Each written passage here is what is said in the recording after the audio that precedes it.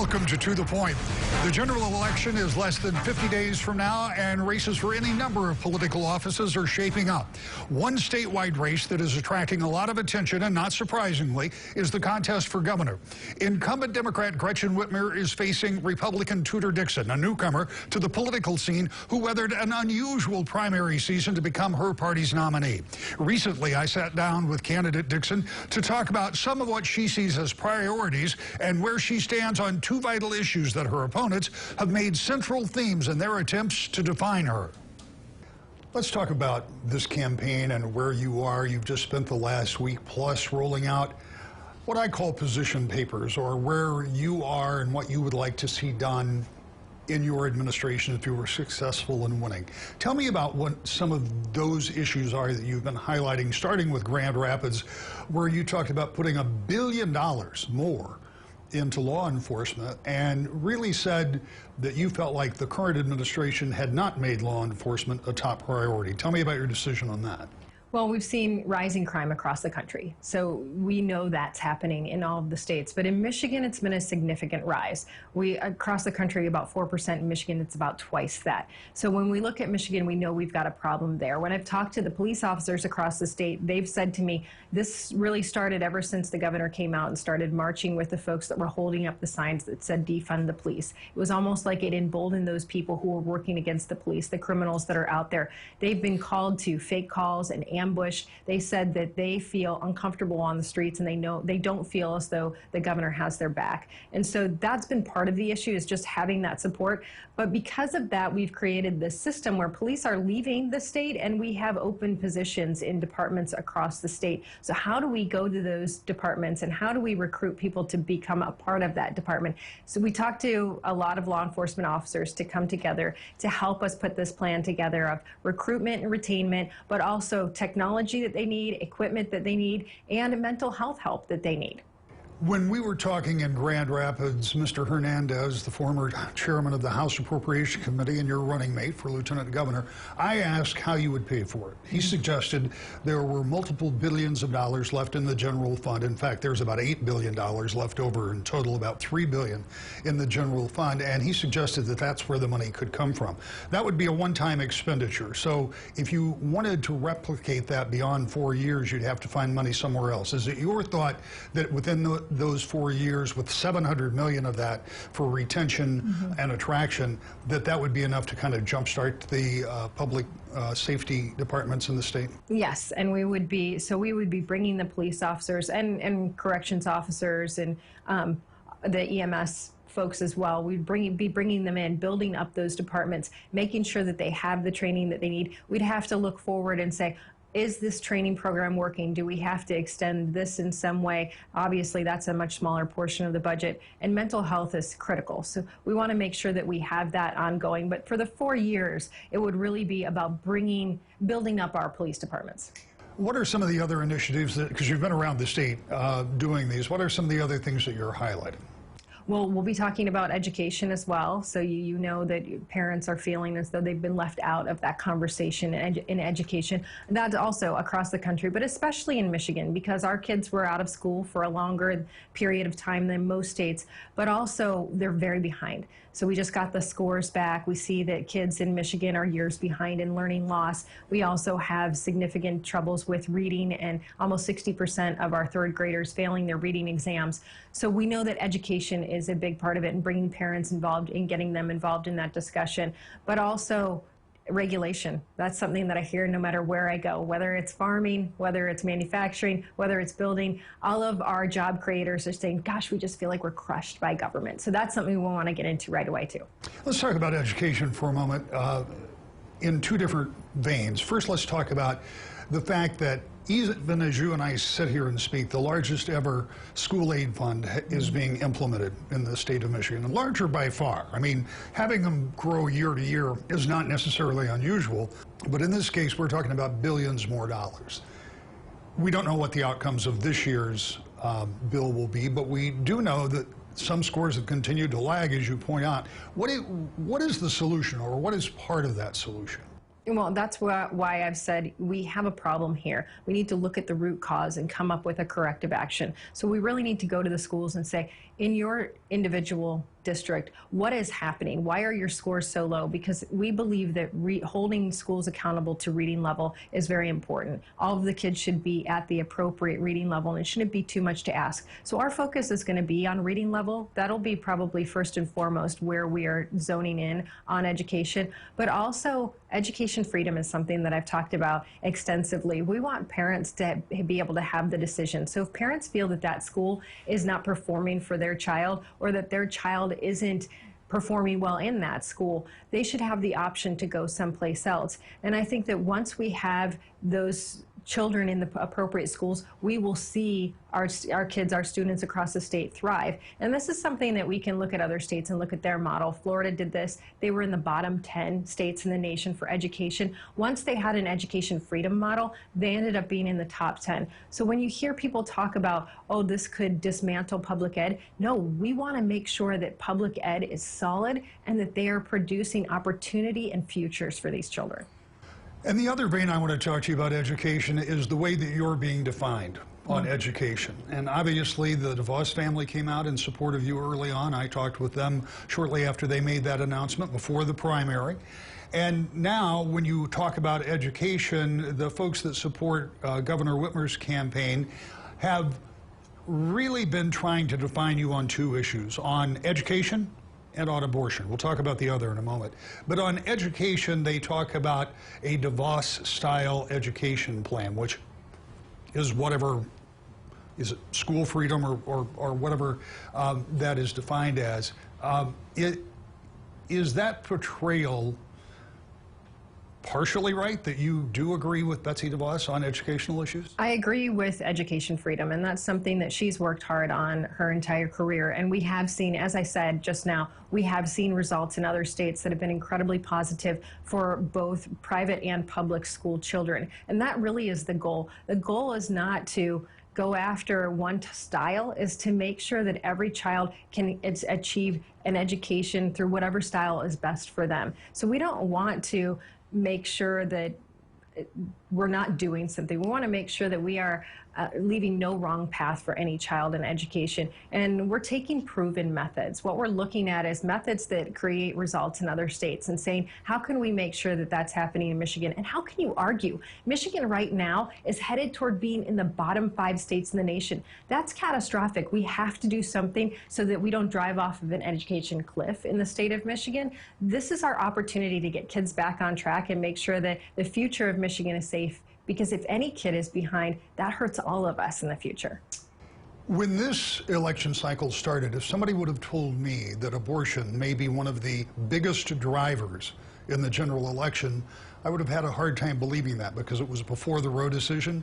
And for 50 years, abortion in some form or another has been on the ballot, but in the past 20 years, the importance has seemingly waned because there hasn't been an initiative out there that would change that dynamic. And after the Roe decision, there certainly is.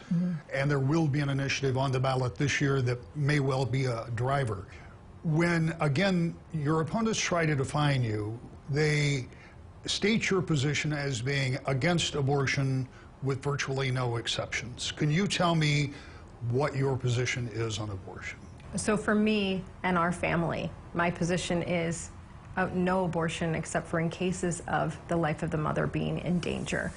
But honestly, abortion in the state of Michigan, we have to be honest about this. It's going to be decided by the people. And you should never have someone running for governor or a governor who believes that they can make decisions for you. That's not how government works in the United States of America, and we're very fortunate that that's not how it works. As you said, there is a ballot initiative that can be decided by the people, but if there needs to be a change in a law, that goes through the legislature. Your elected representatives will talk about that. But in Michigan, we've also had a judge now come out and rule on this. So a judge has now said that this is unconstitutional to have any limits on abortion in the state of Michigan. The fact that she is trying to run and say that I would come out and take something away from people, or that my position on abortion will be the position, the law of the land, somehow I will usurp the actual governmental process, that is simply because she is afraid to face her own record of destruction in the state. As we've talked about, job creators feel crushed.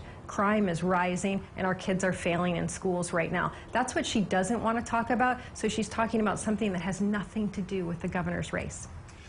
Tell me about this governor's race. This is your first foray into politics, and you enter at a pretty big stage. It was an interesting primary, to say the least, and it has been a pretty involved race already, with obviously the folks that would support Governor Whitmer and oppose you have been very vocal on the airwaves, and they've been out there a lot. How does this differ from what you might have expected? You know, I don't know that it differs that much from what I was expecting. I think it's interesting because you really are seeing that Republicans are the party of the working person. You see that the Democrats are the party of elitists. They have massive money coming in from across the country. And we've run a grassroots and plus a campaign where we've had a modest amount of advertising that we've done. We were able to win the primary that way, really with a grassroots campaign. And I think that the key takeaway here is that it's not the amount of money you have, it's the message that you're putting out. And that's why her message is so tone deaf and has nothing to do with the state of Michigan. And so I really believe that the way we prevailed in the primary, we will prevail in the general too, because people want to see the state of Michigan thrive. What do you have to do to get your message out in the next 50 or so days? Because it's down to the wire, and no reason absentee voting starts in a very short period of time. So what do you have to do in addition to what you've been doing in this past couple of weeks and rolling out some of these positions? What has to happen for you to prevail? Well, that's what we'll continue doing. So we'll continue to roll out policy every week. We'll continue to sit down with folks like you. So I appreciate you taking the time to give me time today to talk to people in the state. But also we'll be getting advertising out as well. And that will be very strategic. When we feel it's the time to do that, we'll go out and we will hit hard with our messaging so people can know what the opportunity is in the state. Both Governor Gretchen Whitmer and Tudor Dixon have agreed to meet right here in this studio for a debate on October 13th. We will ask questions, many that will be submitted by you, about the issues and concerns of people across the state. The statewide broadcast will be the first such debate in this election cycle, so be watching News 8 for your opportunity to submit questions. Coming up very soon. Next, a look at another open seat in Michigan's State House. To the Point. Welcome back to the Point. Every 2 years, there are a number of members of the Michigan State House that are term limited, meaning they have served 3 terms, 6 years in the House, and can't run again. This year, like most, about 30 members serving are ineligible to run again, which leaves a lot of open seats. In West Michigan, there are at least 10 such open seats. In the second half of this week's show, we take a look at the 43rd District. The 43rd includes parts of Allegan County, including the city of Allegan, plus parts of Ottawa, Berry, and Eaton counties. Democrat Mark Ludwig will face off with Republican Rachelle Smith. Democrat Ludwig is concerned about what he sees as misplaced concerns about election integrity and the environment. Tell me a little about yourself. What have you done? What's your work history been? What brings you to this point where you're running for state representative? I've run a couple of times before in Allegan County for state rep and for drain commissioner. I've been heavily involved with our Democratic Party here in the county. What really brings me out this time is, in a lot of ways, is January 6th. I'm very concerned about the state of our democracy, and I really didn't have anything to prove this time, but I was very motivated to come out because I'm just worried about democracy. One of the things that is different in this year's election cycle is that every district is new, and there are a lot of open seats out there. So, such is the case here. It's a newly drawn district that covers multiple counties. Yes. And there is no incumbent. So that always changes things a little bit. What beyond January 6th, or what in addition to January 6th, motivates you to run? And is there something that you think by winning you could help change about that environment? Well, certainly my top priority is restoration of confidence in elections. I'll work with anybody who's serious to get that done. Beyond that, we have a climate crisis. And while it's burning down the West, it certainly is having impacts here in Michigan as well. And we really need to address that with some seriousness. You know, what gets me is the other team wants to talk about fantasies of stolen elections and then pretend that climate change is happening. And I'm really the opposite. You know, I want to work on climate change. I want to work on busting these myths about the elections and really get us all working together as a country and a state again to get some of these things done. A big part of that is infrastructure repair and reform. You know, we can't build to a 20th century 100-year storm anymore. We've got to be building bigger, stronger, higher, tougher infrastructure for this century that's coming.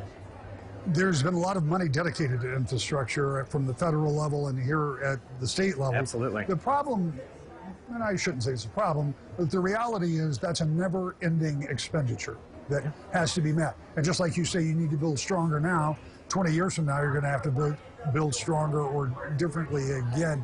Which brings me to the idea of financing. Yeah. When you take a look at a budget the size of the state of Michigan, and when you look at what's happened over the last 2 years with unprecedented revenues, how do you, as a state representative, approach continuing funding when we know that Michigan's revenue stream is somewhat cyclical? And we've put out some big markers. We've got the biggest ever school aid fund, biggest ever budget. Yeah, and you're absolutely right. It is cyclical, and I think we need to just be realistic and do some math. You know, we've got an electrical infrastructure that's not ready for electric cars. We don't have a way to tax electric cars for our road repairs. So there's a lot of things that need to be addressed and lined up, and we need a legislature that wants to work with our governor instead of legislature getting in the way of the governor. And, you know, that's a big part of what I want to do. If you are successful, it is my assessment that if Democrats win the House or if Republicans win the House, they will have a narrow margin of victory. In other words, it's not going to be a supermajority for either side, which means that what exists now in Lansing will to some degree exist in January, and that is it's going to take cooperation between Republicans and Democrats to get things done. Sure. How do you work across the aisle when you obviously have some serious questions about the beliefs of some of the people in the Republican Party? Well, I'll just say I have worked across the aisle. I'm on the Conservation District Board of Directors, and I got some of our local Republican county commissioners to sponsor a millage for us. And we were successful with that millage, and now there's $450,000 for conservation controlled directly by the people of Allegan County. I am happy to work with Republicans, and I'll name check some Republicans. You've got Ed McBroom. There's nobody more conservative in this state than Ed McBroom, and he's not lying about the elections. And I think there are people, serious people in the Republican Party who would like to get beyond this moment of Trumpism and return to something like normal politics again. And that's absolutely what I want to work toward. And, you know, I find myself living in a very red county. You know, I kind of like left-wing politics and right-wing people. So, you know, I think I can work with folks like that. You know, for example, I'm a gun owner. I've got 10 of them. You know, it's not just a shotgun in the closet. You know, I think I can talk to my caucus about how to work more effectively with the farm community, with, you know, the gun rights people. You know, is that a guarantee that we're going to be able to make progress? No, but, you know, I'm full of try. You know, I'm a maintenance man professionally. You know, it's a very prosaic occupation, and I'm very much about the practical and getting things done. Republican Rachelle Sept is currently the Martin Township clerk and says she's interested in bringing people together. Talk to me a little bit about your background. What have you done? What has your work history been? What brings you to this point? Sure. Yeah. So my background is I'm a township clerk for Martin. I was appointed in 2015, and I'm in my second term there serving as the clerk. So when you decide to run for state office, it's a much different atmosphere, I'm sure, than at the township level. What was the motivation? Why did you decide to get in the race? Sure. Well, after 2020, with all the lockdowns, I was fed up. I was one of those moms that was mad about what was going on in our schools. As a township clerk, there was just a lot of things there, just politically, that I just thought, you know, I need to get involved. I need to get involved more than what I'm even doing now. So. And by getting involved, what do you hope to accomplish? For example, we all hope that the pandemic of 2020 isn't repeated. Still, some of those things are your motivation for running. Yeah. So what do you think you can do? What would you like to do at the state level that would prevent similar activities by the state in the future? Just rein in government control, the overreach that there's there. So limit that. Is there a specific issue that you want to focus on if you're fortunate enough to get to Lansing? Because you're going to be, no matter what happens, if you win, you're going to be in a big class of freshmen, Yep. Which is the same every 2 years pretty much. And there are going to be a lot of people with a lot of ideas. So what is your idea that's going to make you stand out above them? Well, I think in my background as a clerk, I have a lot to offer with that experience, working on our elections and securing them, and having more transparency in that. What has it been like for you to run in this environment? This is really the first election that I feel like since the pandemic that candidates have really been able to get out, Sure. knock on doors and talk to people. We're here at the Allegan County Yeah. Fair. You've been here shaking hands and talking to people. What has the experience been like? I'd say it's very positive. I think people are ready. They're motivated for change, and that's been exciting. I wasn't sure how this was going to be post-pandemic. When I first started door knocking, I was a little nervous about how that approaching them and how I would be received. But it has been amazing across this district. So that was encouraging to me.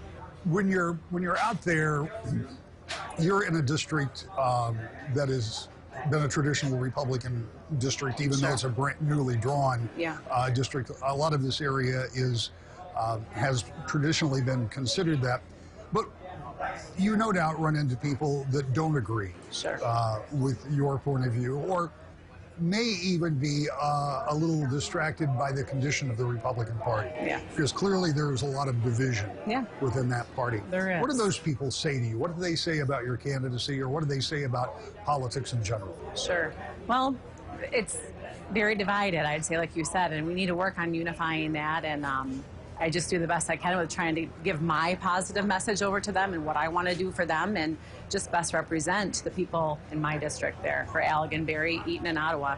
How difficult is that to get that division? Because we know, even as we talk about the elections, we know in the primary, for example, former President Trump endorsed a number of people, even in the 3rd district, where he endorsed a candidate who defeated in a primary a sitting Republican member of Congress. So that shows that within the party, there is division. How do you, within your party, pull these different factions together to come up with winning elections? Sure.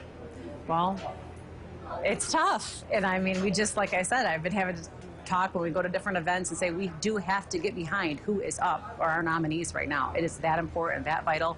If we want to defeat what's going on in Michigan here, that's a must. I know one of the things you've done is knocked on probably thousands and thousands of doors. So you got 30 seconds when that door opens to close the deal. What would you say if I've just opened the door and you're asking for my vote? Sure. I would just say, hey, I'm Rachelle Sept. I'm running for state representative. I'm a conservative Republican hoping to get your vote. And I tell them, my values, what I stand for. And then I usually leave it open to them to give me what their feedback is and have a dialogue from there. It's worked well for me. So. In the coming weeks, we'll have more previews to those open house seats. And a word about next week's program, next To the Point. Next week, a special edition of To the Point with Republican John Gibbs running for the 3rd Congressional District with a special time, 7 p.m. Tuesday, and then next Saturday and Sunday, too. We'll see you then. To the Point.